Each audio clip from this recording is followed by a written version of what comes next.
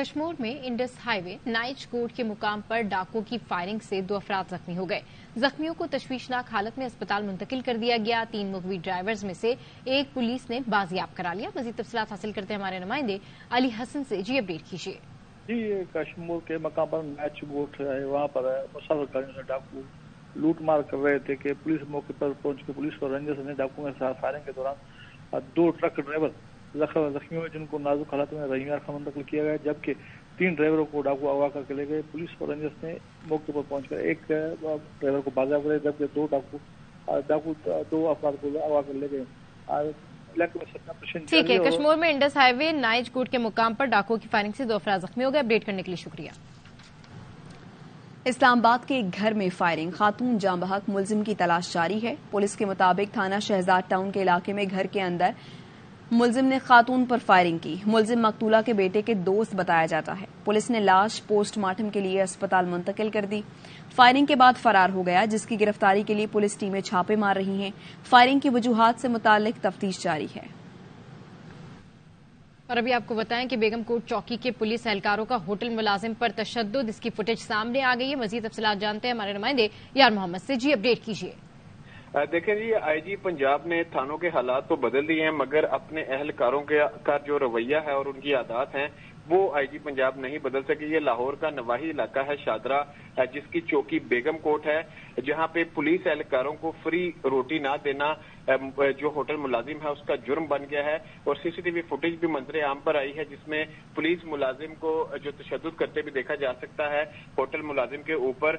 और ये भी एक बात सामने आई है कि जो होटल मालिक है उसने डीआईजी ऑपरेशंस लाहौर को दरखास्त दायर की है, और जिसमें उसने मौक़िफ़ इख्तियार किया है कि जो पुलिस एहलकार हैं शराब के नशे में धुत होकर होटल पे आए, जिन्होंने बीफ कढ़ाई मांगी, उसका मुतालबा किया, लेकिन होटल मुलाजिम ने उनसे पैसे मांगे, तो जिसमें तइश पर आकर जो पुलिस एहलकार हैं उन्होंने होटल मुलाजिम पर बेईमाना तशद्दुद शुरू कर दिया और उसको धक्के भी दिए, जिसके जो सबूत है वो फुटेज की सूरत में अब सामने आ चुका है। जी ठीक है, अपडेट करने के लिए शुक्रिया।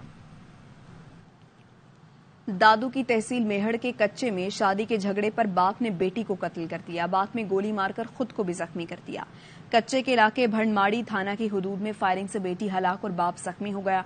मुलजिम बाप ने पिस्टल से फायर करके 16 साल की बेटी फिरदौस और रफीका की जान ले ली।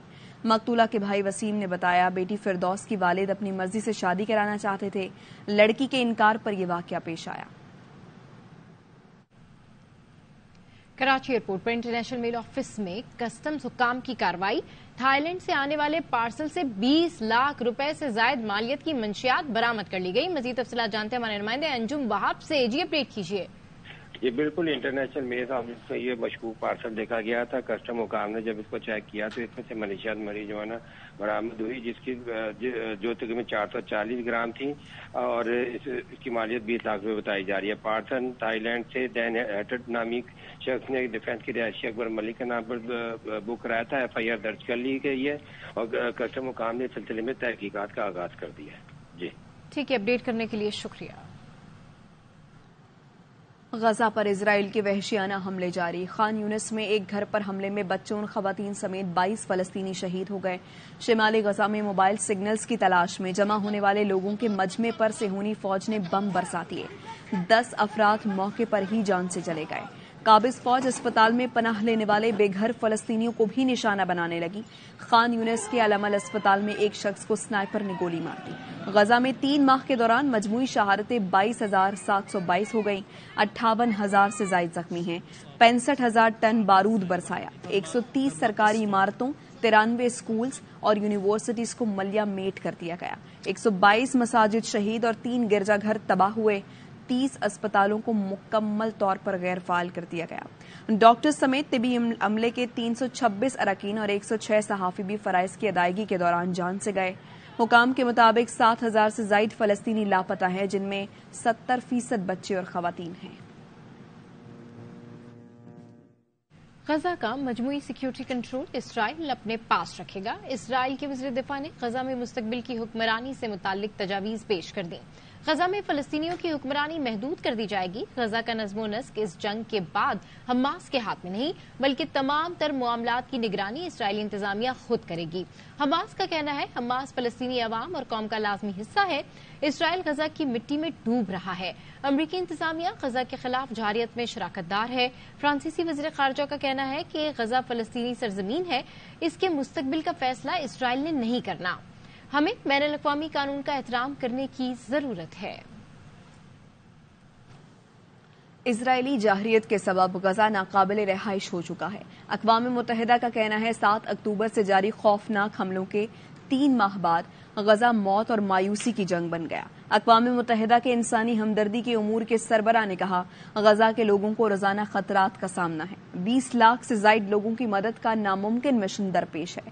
دنیا غزہ کی تباہی پر خاموش ہے. ہم مسلسل جنگ کے فوری خاتمے کا مطالبہ کر رہے ہیں. غزہ میں 90 روز کی جارحیت کو آنے والی نسلیں کبھی نہیں بھولیں گی. عام انتخابات مقررہ وقت پر کرانے کے لیے سینٹ میں قرارداد جمع. گزشتہ روز پاس کی گئی قرارداد کو جمہوریت اور الیکشن پر حملہ قرار دے دیا. قرارداد جماعت اسلامی کے سینیٹر مشتاق احمد نے جمع کرائی.